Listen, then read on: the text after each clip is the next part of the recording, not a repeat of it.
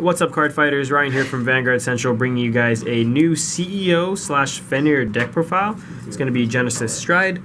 And so our starter is going to be Fetter of Leather Lading. Lading gives you that ultimate advantage where you can call cards from the soul without having to waste cards from your hand, which is gives you a huge advantage.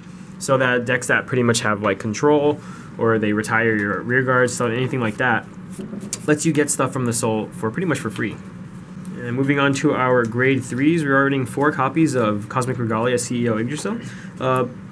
I found that this was way better than Yggdrasil just because if you're smart enough with your soul, you can kill your opponents pretty easily, especially since you're riding Fenrir for the most part the first time. Even if you have CEO as the first Vanguard, you can abuse Doombrace pretty hard, and it pressures a lot of cards out of your opponent's hand if they want to guard it. And if they don't guard it, they're going to be at high damage, risking themselves against the glory skill with CEO. So I think running 4 is really good, because 3, you have the chance of damaging it and soul charging it, which is very risky. So you want to go ahead and max that out.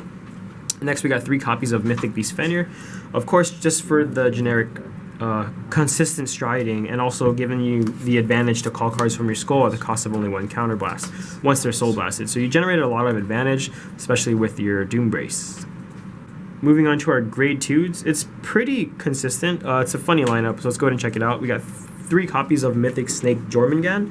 Jormungand is pretty much a main attacker when he's on the field, because for every Soul Blast he does get that plus 1k, making him pretty big numbers on Soul Blast 6 turns, Soul Blast 3 even. So it lets you hit and poke for stuff. And then we got 3 copies of Unappeasable Biter Gleipnir. Gleipnir is the soul charging that you want to get if you have to sit on CEO. And letting you draw also in the turn that you soul blasted is pretty good, because it feeds your hand.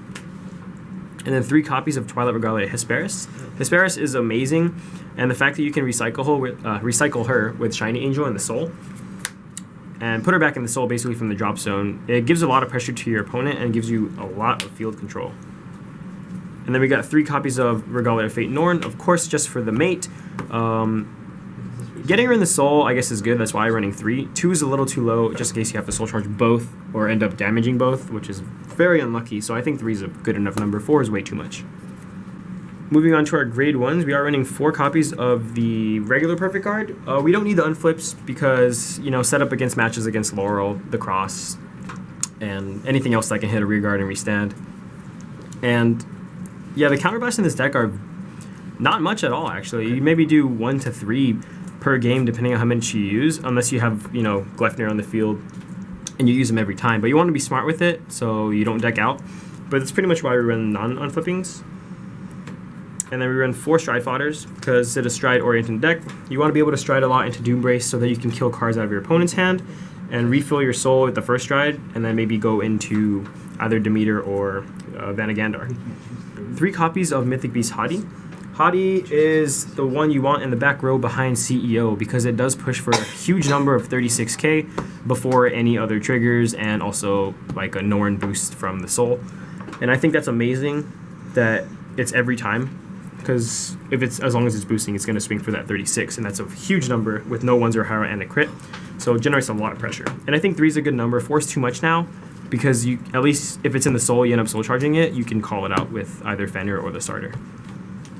And then 3 copies of Regalia Shiny Angel. Shiny Angel is great either from the soul or in the hand, because say you go for either a Doombrace play or anything else really, you can set up for the next CEO attack if they happen to survive. You just keep swinging with the crits, and it pressures a lot of cards out of their hands, or kills them right away. And for our triggers, we are running 9 critical, 4 of them being Regalia crits, just because you want to max out the Regalias for the Shiny Angels.